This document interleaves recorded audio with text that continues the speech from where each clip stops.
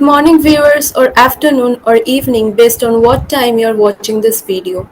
Chemical Engineering Student Society is back again with another interactive session of Chem-o-Clave 2022-23. Today we have two of our prestigious alumni, Mr. Saptashya Chakraborty from batch of 2015 and Mr. Subhadeep Banduri from batch of 2016 to have an in-depth one-to-one conversation with us. After having passed out from our alma mater, Saptashya Bhaiya has been working as a management consultant at KPMG and Subhadeep Bhaiya has been working as a refinery economist and a technical specialist at Shell. Welcome to the show, Saptashya and Subhadeep Bhaiya. How are you feeling? Thank you so much first. So thank you for this opportunity, getting to speak with all of you from nitty Durgapur. And it would have been great if we visited the campus and had one-to-one session with you guys. It would have been wonderful, but still feeling great. Yeah, thank you, Anand. Thank you, Somajit, for this opportunity. It's always pleasure to uh, have any kind of conversation with you people. It's always a good feeling to express and share thoughts with you. Thank you. It's really nice to have you here. Now I'll hand over the narrative to my senior Somajita. So my first question would be to Saptashya. Dada, why did you choose consulting as a career option after studying chemical engineering for 4 years? Okay. So first I would try to introduce myself. Okay. So I'm a batch of 2015. So I passed out in the year 2015 and I joined Reliance Industries as a GET. And after having worked there for 4 years, I did my MBA, and post that I got into consulting. So I've got approximately six years of work experience across large scale digital transformation projects with a focus on program and project management, product strategy, as well as industrial operations. And in RIL, I have worked in industrial operations and in energy, basically into downstream polyester.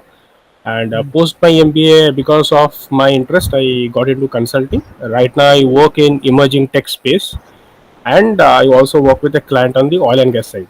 Okay, so that's all about me as an intro. And so why consulting as a career? So first I would try to just give a brief of what it means. So because it's a very generic word for a lot of career options, right? So generally when you are asked that what do you mean by consulting, you generally a client approaches you with any kind of business problem or any kind of challenges that they face on a day-to-day basis. So you as a consultant actually try to solve it, right?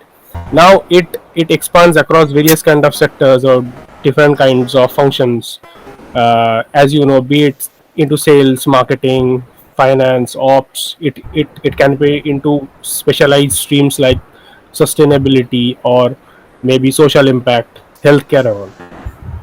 So see, if you get into consulting just post BTech, you will have a lot of options to explore at a very early age, right? So you will be exploring a lot of field. You will be, even if you have the knowledge of chemical engineering as your core, you can be a problem solver in the field of various kind of chemical engineering only, be it oil and gas, be it petrochemicals, and be it into designing as well. So you can get into that aspect. And other than that, it's a very lucrative field. You get to you get to build your credibility at a very young age of your career, right? So if you're getting an opportunity post BTech, it's well and good. It's actually a bit difficult without higher studies or or without MBA. But you have seen folks even passing out from tier 1 institutes, they do land up with consulting just post BTech. So if you're getting an opportunity, very good, you should definitely opt for it. You will get a lot of exposure. And now why should you, maybe you can stick into it for a year or two, or make it I mean, you can even work for 10 or 15 years depending on your interest. It's it makes you a problem solver on the first place, right? So basically, when you are given a problem statement, it may happen at times that you do not know how to solve it, or you do not have an idea or the exact answer, but you become a problem solver on how to approach a problem statement, how to structure it, how to get to the crux of the solution, and eventually you solve the problem at the end of the day, for which you get highly paid, right? So that would be the first point of why you should get into it, right? Second is, Okay, well, yeah, second would be like you network with a lot of good people, lot of smart people, right? You work with people, those who are having years of work experience, 10, 10, 15, 20 years into a particular consulting domain or a space. So eventually it will happen that it's an intersection of a function or a tech or into any kind of domain, or you'll be working in multiple sectors even in a particular company, and then eventually you get to learn from the industry experts as well.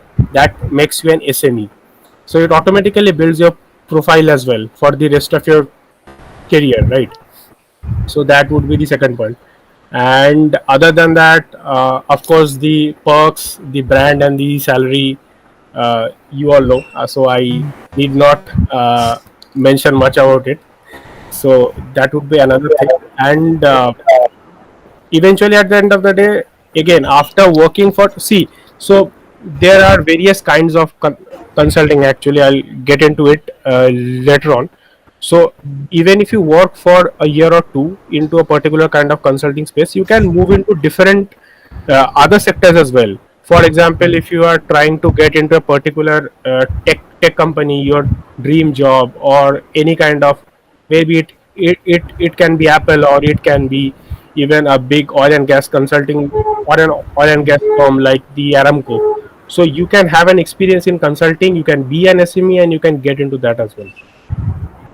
So there are multiple advantages as well, and so that's all, like, why you can get into consulting. So what do you, Sumajit? thank you, Bhaiya.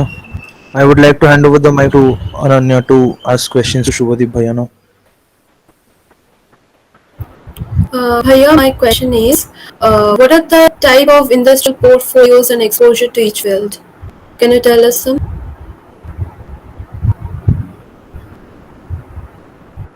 Yeah. So after passing out from the college, so all we had that we only had a degree chemical engineering. Now there are some lot of industries that required that kind of expertise. But in industry, if you see, for example, if you take industry like oil and gas, so there are a lot of portfolios there. Like if you are going to work as a field engineer, or as a as a technical guy, or as a a model builder, or in the supply chain also.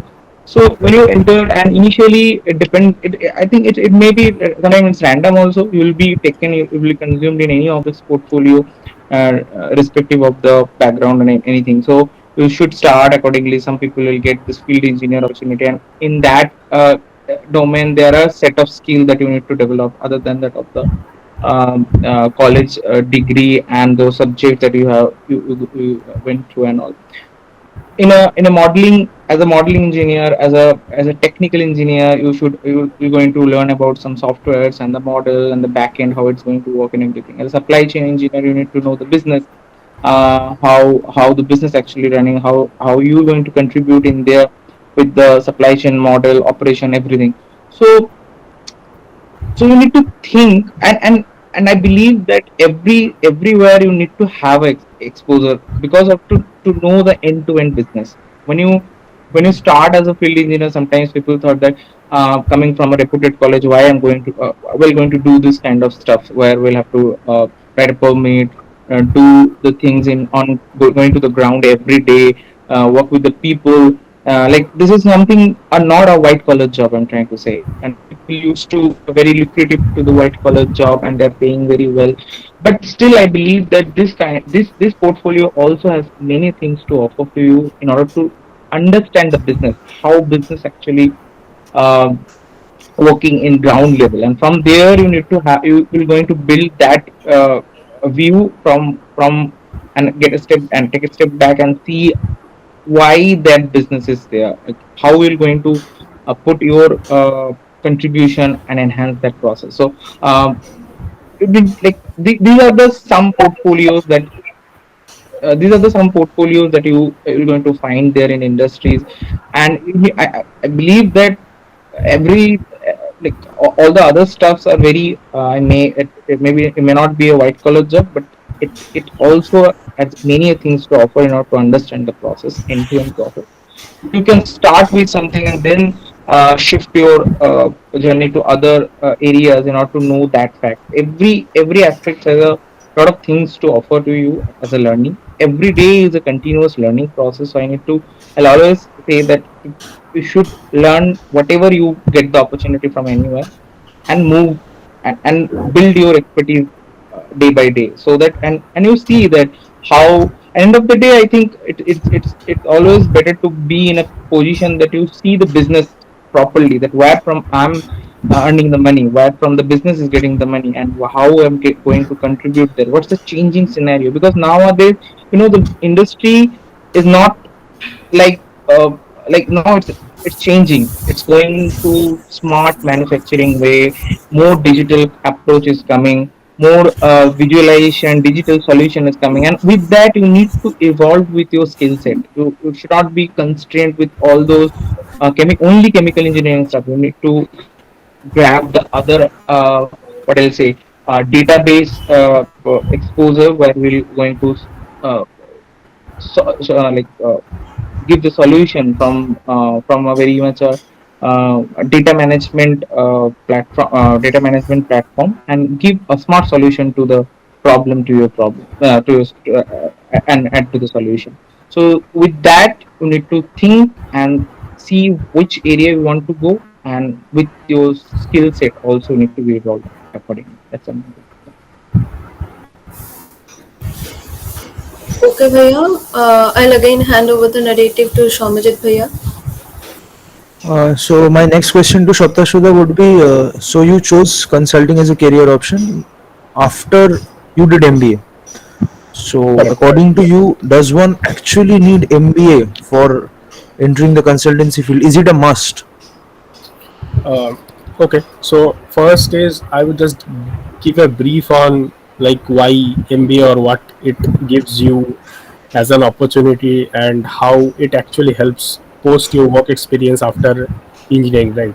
So again, MBA also gives you a lot of options. You can take up, you can after even getting to work in industrial operations, you can get to work in marketing, or if you're interested in finance, you are interested in ops, you can take up a subject depending on the opportunity that you are getting in a particular college, or depending on the rank that you get, right? So post that, so see, consulting is all about problem solving, and it is not about a very fixed domain. So it depends on case to case basis, it depends on industry to industry basis, what are the kind of problems that you are going to face.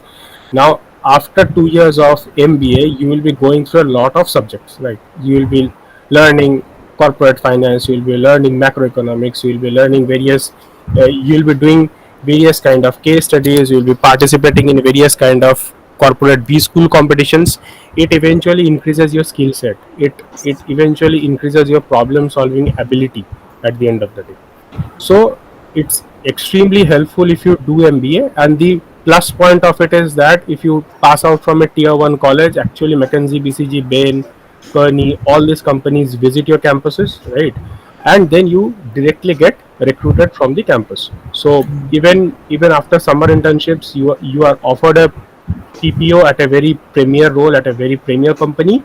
That becomes a direct ticket to the dream job of consulting that you want to get into, right? Okay, So that Bhaiya. is one aspect.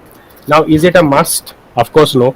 You will have examples where people from IIT IIT Bombay, they directly get into consulting post their BTech, right? But the numbers, it's on the lower side, or it's a very rare case that you see on LinkedIn that somebody just immediately after BTech is getting into a tier 1 role of McKinsey or BCG. So again, it depends on the type of the college that you are passing out from. If you are passing out from a tier 2 engineering college, then if you are expecting to be absorbed in that kind of a role, then I guess you are fooling yourself. So so expectations also need to match with the reality as well, with respect to market conditions. So that is one aspect. And but what you can do is, even if you do not want to do MBA, I will just take one example. Suppose if you want to get into the brand, okay, so you want to get into McKinsey, but you're not too bothered about whether you are getting into the social impact kind of consulting, or you are getting into the marketing or the finance practice and all. So you for example, you get into Accenture AI or any kind of database consulting, for example, Musicma, right?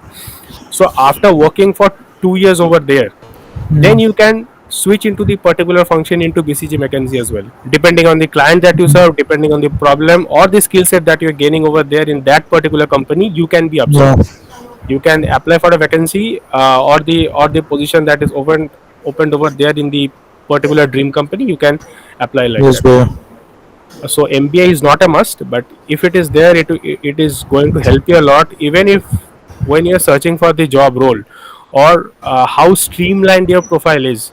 So it basically helps you understand your area of interest as well. So there, so see, for example, finance is a huge domain, right? A guy who has done BCom and guy who has done chemical engineering, understanding of finance is going to vary. So after 2 years of MBA, you can actually find your place of interest, that okay, you can get into investment banking.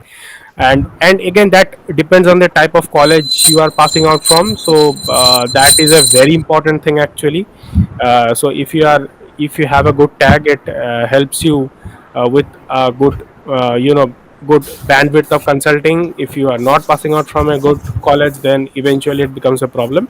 But if you learn a particular skill set, and then you have to streamline your profile accordingly. So you know a particular, you are an expert in data mining, and there is an opportunity with Bain and Company, and then you apply over there, you sit for the interview, you solve a case study, you clear the interview, boom, right? So so that is another opportunity that you can have, but as a must, I would say no.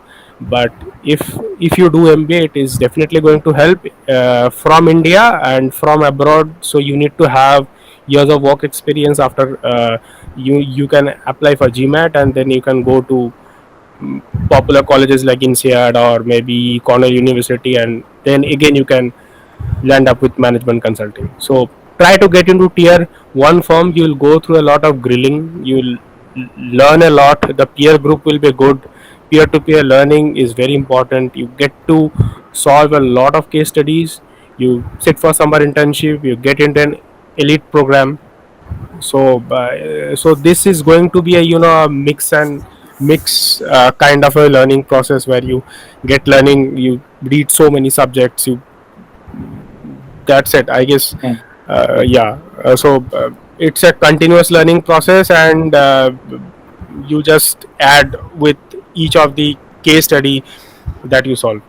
So Adding that, to Saptashya's point, so the basically the point is obviously it's not mandatory, but it still depends upon your skill set and the opportunity in the market. If it's match, then it doesn't matter that whether you have an MBA or not. Like I was correct, I worked absolutely. as a consultant in oil and gas in Wipro, but but the problem, the skill set they want, so I matched that. So it didn't matter that whether you're going to have an MBA, but having a degree like MBA, it's always adds value. You can later on, after having exposure to the industry or the line you are in, after that you can always later on you can think of that. Always it will add value, but not particularly for this portfolio or this portfolio. It will vary based on your skill set and the demand in the market. What work on the market demand is. You need to choose that. You need to think that what is going on in the market, why, how the industries, how like the industries are thinking, which kind of portfolios they are asking. So you need to build your expertise according to that only. So then it doesn't matter uh, about your degree and anything. In a mechanical engineering background guy, I see people that working in a oil and gas supply chain. Doesn't matter.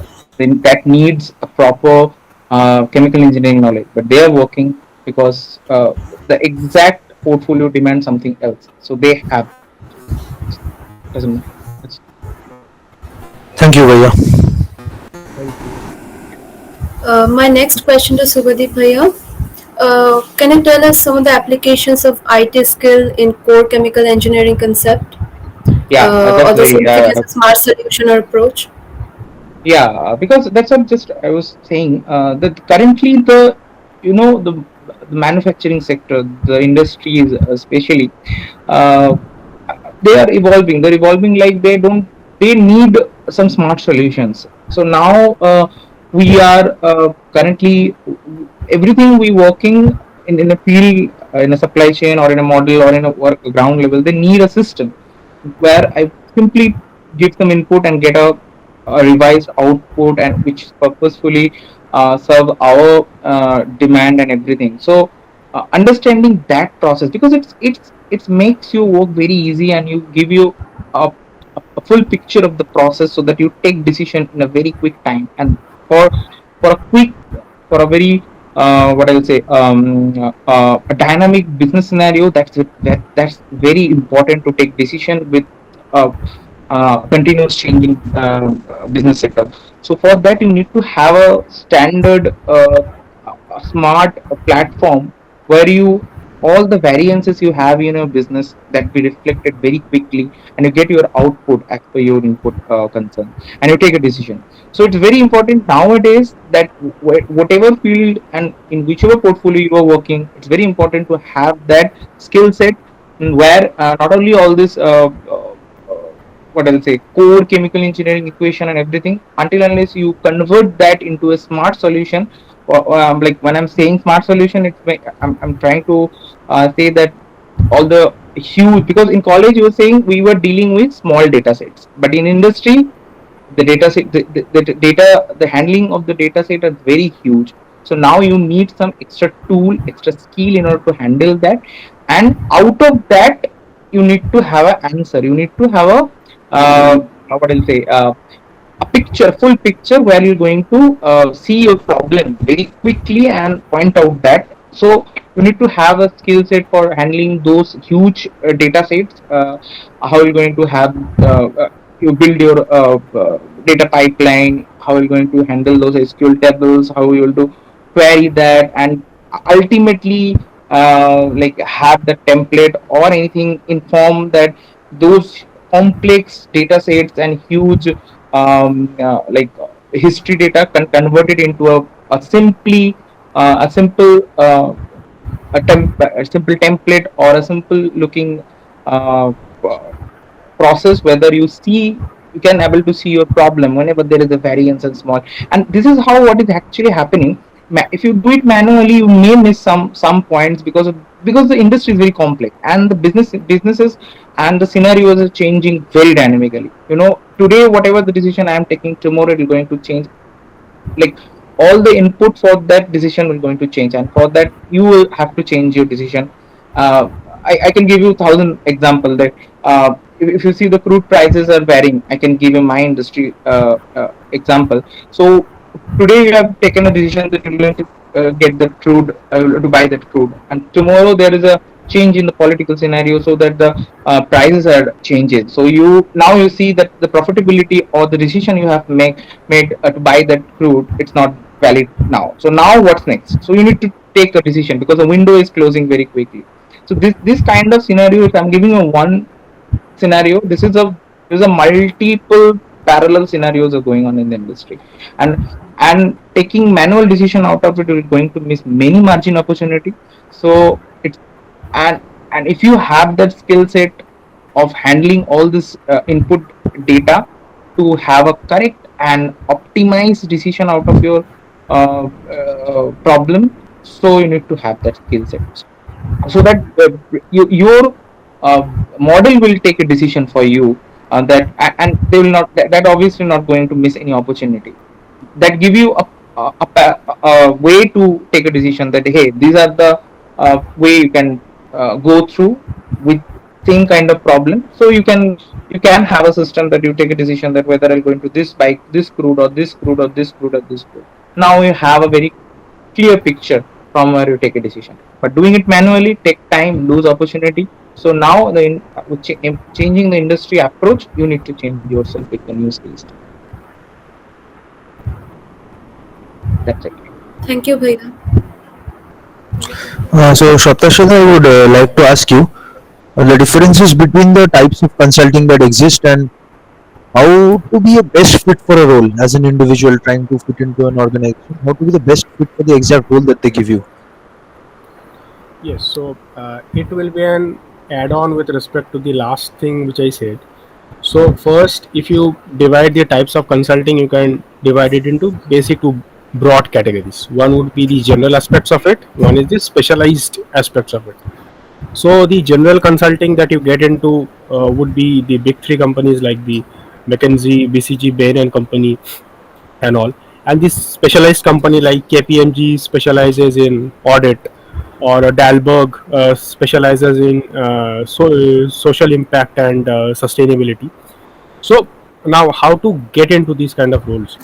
So the fact would be, so after passing out from college, if you get into the general consulting, you learn a lot about different functions and different sectors, right? You'll be getting different kind of problem scenarios to deal with. And after having work experience in all those companies, then if you have particular penchant, so if you do not want to be a generalist anymore, and if you have a particular penchant with respect to a particular function, or you want to marry tech and a particular function, then you can end up with a particular specific kind of consulting. For example, you get into supply chain consulting, then GEP is a very good consulting firm to get into. And there are other firms like the ZS Consulting. They specializes into healthcare aspects as well. So you have got experience. You solve problems in McKinsey with respect to healthcare. You gain that experience, and then you become a very easy pick for ZS Consulting. That okay, you want to get absorbed into the healthcare domain, right? So this is one way. And what Subhadeep mentioned was a very important aspect of becoming an SME in a particular field. So you become an SME. For example, he's an SME in oil and gas. He has worked in EPS, right? So then he becomes a very easy pick for companies like Shell, Chevron, BP, and all. So you become an SME. You move into a particular sector, and even the reverse can happen. So everything is not in your hand in during the campus placements and all. You also know that. So you get into a specific consulting, you gain your expertise, and then you can be a generalist as well. And generalist means you can get absorbed in all these big three or the big four companies, depending on the work expect that you get. Or you may want to expand your knowledge base, your skill set. You want to take up a new challenge, you request your manager, you get into a different function. That is also possible. But being a generalist and then getting into the specific sector, that is more easier than the reverse one. And after getting into the specific sector of consulting, from that you can move on to a dream job company as well. For example, you work in McKinsey oil and gas, then you move to a particular specialized consulting in a like for example DSS Plus. So they mainly recruit oil and gas consultants. From DSS Plus, you can also move to companies like Aramco. So that can be another one. And yes, changing market, changing industry, you need to change your skill set. That is very much relevant, because you can see with each and every year emerging tech, it is changing.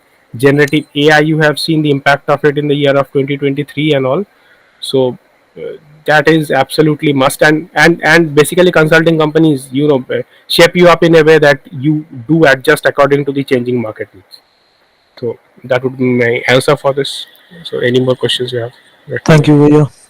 My next question is, Subhadeep Bhaiya, can you tell us what is better impacting, core knowledge versus job experience? Yeah. So now at this point, if you all you have is core chemical engineering knowledge, and some, if anybody wish, like, they can have some extra skill set other than the 4 years of curriculum and all.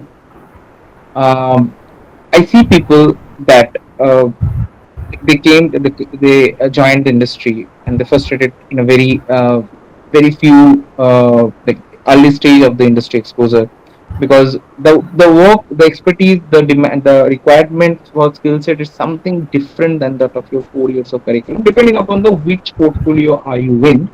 I'm giving you an example where you have, suppose you are um, in a field engineer, where you have to deal with the people, deal with the day-to-day work compliances, where it's something that is not being a part of that curriculum in 4 year curriculum. So I saw people that they frustrated and they left the job and they go for higher studies and all to grab a different kind of portfolio and to build their own career as per their wish. But I believe, but what I was also trying to say that the, like the degree that you're going to have, it's very important. I understand that that a college degree, it's obviously the first step to grab good job, and after that, I'm not saying that it's not good to have that, but the patience is very important in industry, because industry is something that is generating the demand for the portfolios. So changing with the changing in industry scenarios, when you are in industry now, then you have to think of that, how you're going to uh, like impact from your skill set and everything, like how you're going to contribute that space. So learning is a very individual things. It's up to you how you see, how you want to put yourself in that problem statement, how you're going to, either you're going to learn or you're going to contribute to the problem. So believe that don't be frustrated and go for another degree, not just to look at the uh, entire picture. You are only see what you are only see is a very small section of the industry, and you came to the industry, you came to the like professional life at very initial time. That's very, I'll say a very small time to decide on how you're going to do the next step, how you're going to take the next step. At least you have to spend some time to see how things are going, how the business is there, how they are making money. Once you understand that, then you realize your part. Then you realize your part of how you're going to contribute, how put yourself in that business scenario, that yeah, I am very comfortable in this. I am very comfortable in supply chain, or I am very comfortable in field work. I am very comfortable in technical aspects. So I'll move to the technical field, or I'll move to the supply chain field, uh, uh, and you learn accordingly. You're working in a field, so those field exposure is a very, I'll say that's very important. Other, you're not going to get that in any college, because you're going to handle people. You learn people management there. You learn execution there. Compliance is there. Don't be frustrated, and then once you learn some of the aspect there, and then you move, you see, okay fine, I'm very comfortable in technical aspect, then you move to the technical field. There are some opportunity. So, and this is how you build overall yourself. When after 5 or 6 years, when you be interviewed for a different company, or like they're not going to ask you about anything regarding your college curriculum. All they're going to ask you a problem solving skill. They give you a scenario, they give ask you how you're going to solve this problem, or they will ask the scenario that you have lead, or you have part of the problems solution team. So I believe that you should stay, you have the patience, and see the scenario how it's going. You put yourself accordingly, and then then decide on your career, next part of your career. Don't be impatient and take a rash decision, and then like you lose your opportunity. So take that decision very wisely, I believe. So Thank you, Bhaiya. I don't have any more questions. Now, Somajit Bhaiya, if you have any questions anymore, you can ask. Yeah, sure. So my question to Saptashya is that what is the impact of analytics and what skill sets can be of real use in the consulting field? And do you require any certifications, or can certifications add value to your role as a consultant? Sure. I'll take this up. Along with this, I want to add some of the points which Shubhati mentioned. So I would just give you a very interesting example, okay, so that you can relate yourself to it. So at RIL, okay, so there were some operators, those who are working in my plant. Just before COVID, one of the operators, so two operators, they were SMEs in two different aspects, like two different kind of product. So here by product I am meaning like chemicals like ethylene glycol or maybe a polyethylene terephthalate or something like that. Okay, just imagine it's X and Y. So one of the operator uh, got an offer of almost more than 50 lakh rupees, and the jump was from almost 3 lakh rupees, right?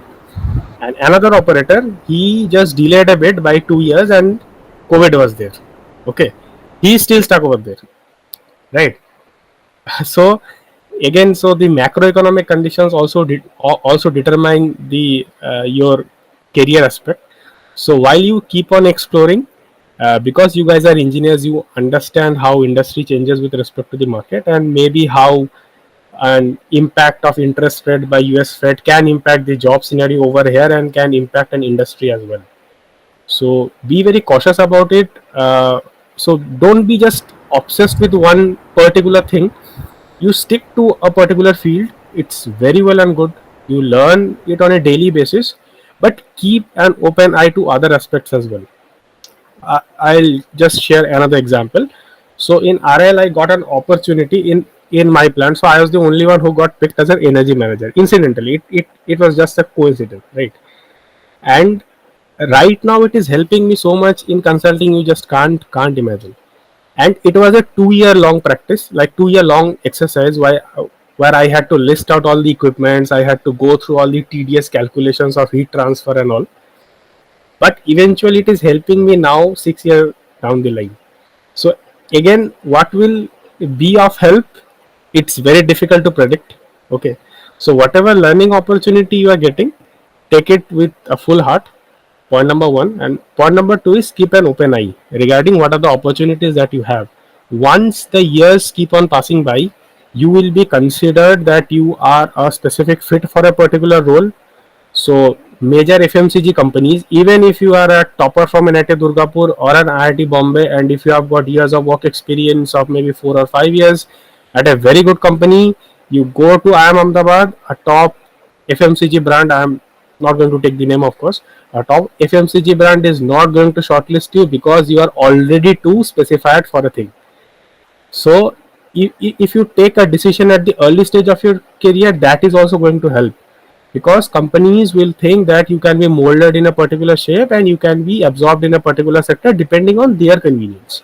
You can see, if you see Indian markets as a whole, 35% is into BFSI, right? Banking, insurance, finance, and all. Rest of the market, like 65%, is into IT, healthcare, FMCG and all. So so finance dominates the entire market. You need to understand it. Whatever the job market happens, it is impacted by the banking sector, it is impacted by the finance industry. So take decision wisely, explore, keep on exploring. By exploring, I mean, just see how the market in each sector behaves just after you pass out, or if you are in second or third year, right? If you want to get into the corporate scenario, I am getting into the analytics question. Shomajit, I'm sorry, I'm just digressing from the topic, but this is important, I guess. So No issue, when you're, Bhaiya. yeah, when you're in second or third year, so it's important that you explore. Even if you pass out, the exploration, like whatever you need to explore, do it in first 12 or 24 months. If you delay it further, then the opportunities will slowly close down a bit.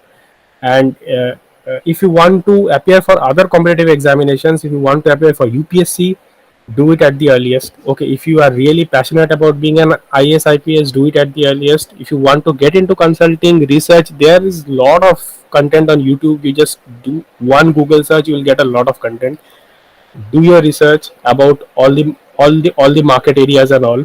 And if you want to appear for gate, then ask yourself, why do you want to appear for it? Is it only for a PSU job? Do you want to go to that job just because of the salary that IOCL is giving you, or is it because of something else? You really love chemical engineering and all. ask yourself these questions. And if you really love chemical engineering a lot, then should you go for IIT Madras, or should you go to a top college of United States where you want to specialize yourself in a particular, for example, catalysis or refining, and you want to be an absolute pro in that. Okay, pass out from an Ivy League college from US. So do all these things in third, fourth year, and after passing out, maybe take 1 year more. Don't just have a fixed mindset, and if you want to stick to that field, but keep an open eye. Correct. Otherwise, it may also happen that macroeconomic issues which is not in your hand, Joe Biden is taking a decision sitting at United States, and it ruins your It's changing all the career. scenario for you here. Yes, yes. So that's the point. Now getting into the analytics question. So of course you have heard this statement like data is the new oil and all.